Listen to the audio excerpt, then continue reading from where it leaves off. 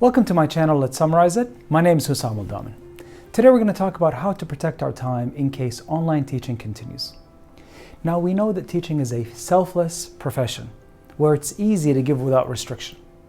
And this was very evident with the pandemic that began in March 2020. However, if we're going to continue to teach online or even have a hybrid mode, we have to reassess how to manage our time.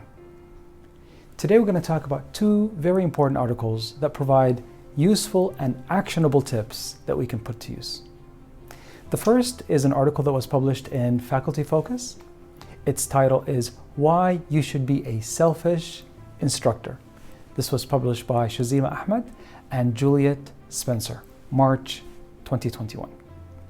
The article says that the pandemic has brought on a great emotional load onto faculty members, where they provided their students with everything that they could, and they placed students at the top of their priorities. However, it's time that we take a look at how we can manage that particular time that is given to the students through the following 6 important tips. The first is you should use your LMS, Learning Management System, more effectively. Now, the author suggests that there should be a homepage installed or created where it would have all the information that is needed for students to navigate through the course. So this will reduce lots of the questions that they might come, especially at the beginning of the course where students are trying to actually understand the dynamics of the course. So if it's spelled out and if it's right there in front of them, it should make things much easier. The second tip is to be clear on communications. So in the syllabus, there should be a section on email communications. How long it will take for you to respond back, exactly how you're going to provide that feedback. If it's not through email, exactly how will you do it? So please make that clear. That's what they say. Number 3, be clear on the syllabus itself and test the students within of the syllabus's content.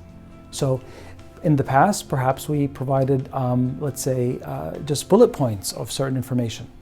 Now, if we're going to teach online or continue to teach online, it's better to have all that information in there and then to actually hold a quiz so that we can see if students really did understand the content and they're really fully aware of the content within that syllabus.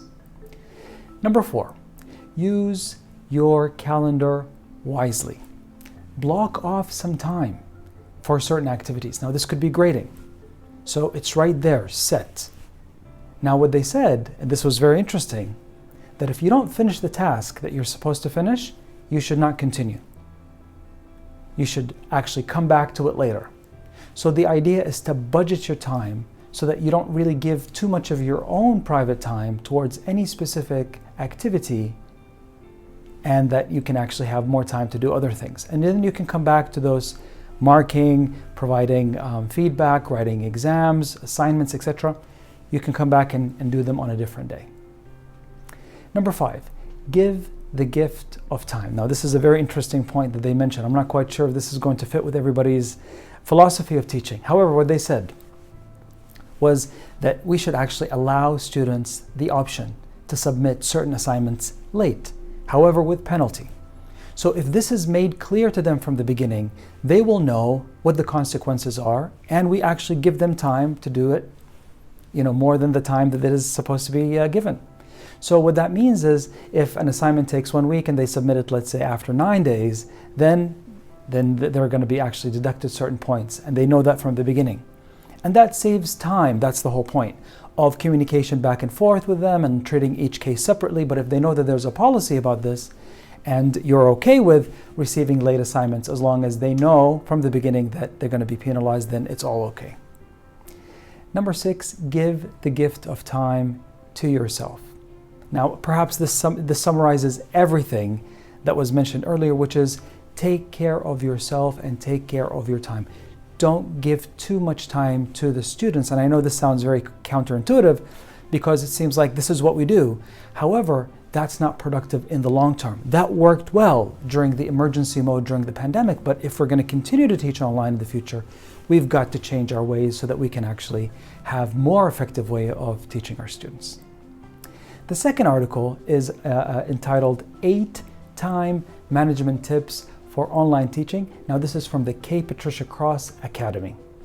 Now in this article, they mentioned that teaching online is more time consuming than teaching face-to-face.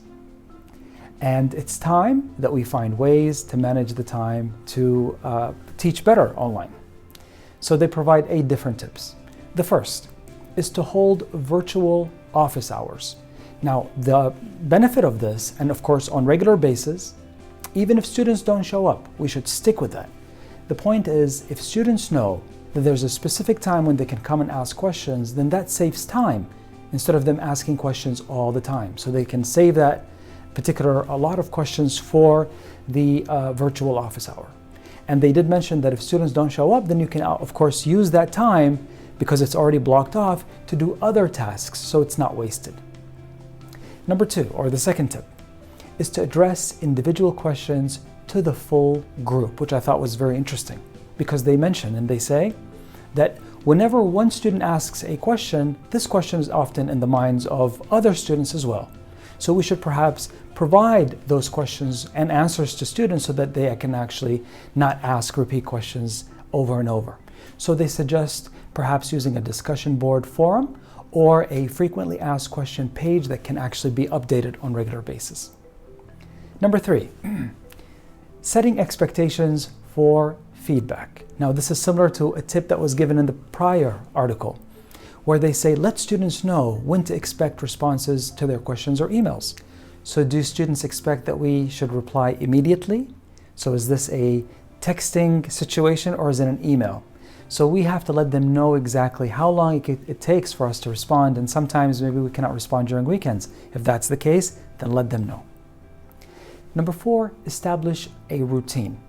Block off a certain time each week for the tasks and stick to those times. So we should find off time or off teaching time where we can actually set up a period where we're not being interrupted, no emails, no communications with any students, and we actually get all the tasks done during that time, and we should stick to that and not go beyond that time. Number 5, consider giving feedback through audio or video. I thought this was a very interesting point, where we can actually communicate with our students given the new tools that are in our toolbox. So instead of actually writing emails, which sometimes takes a long time, sometimes maybe what we can do is to provide an audio feedback or a video feedback, and then they can see us and understand that this is of course an equivalent or something similar to a face-to-face meeting with them, and that will of course provide them with more clarity. Create a list of frequently used grading comments. So if we give comments or feedback to our students, we should, of course, as they mention, keep a list of those reoccurring comments that we give to our students. So instead of trying to reinvent the comments each time, it's okay to recycle some of them. Number 7, schedule announcements. So now that we've taught the course more than one time during the pandemic, we have a list of announcements. So perhaps we can reuse some of those announcements and have them ready beforehand instead of having to write them again and perhaps using the same content. Number 8, involve students in time and course management. And they specifically talk about the discussion board. So maybe we can ask students to help us out by managing the discussion board forum, so that takes some of the time and the stress off us, and that can actually give students the opportunity to participate and show leadership within the class. So it's a win-win for everybody. So these are the tips that were provided. I'm going to give you my feedback on this, and I would like to hear yours as well.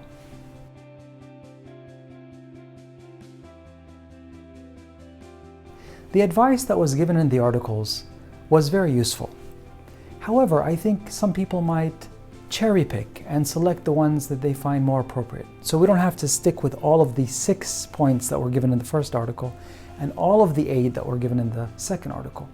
For me personally, I like the idea of having a frequently asked questions page where I refer students to those FAQs and I say, take a look over there, and that's where you'll find your answer. I also like giving feedback using various multimedia. So it's, I think, very interesting for us to give them feedback in an audio format so that they can actually hear our voice, understand our tone, and see where we're coming from instead of them just having to read our comments through email or through the reports that we send to our students. Finally, I also like the idea of quizzing or testing students on the content of the syllabus, because that ensures two things.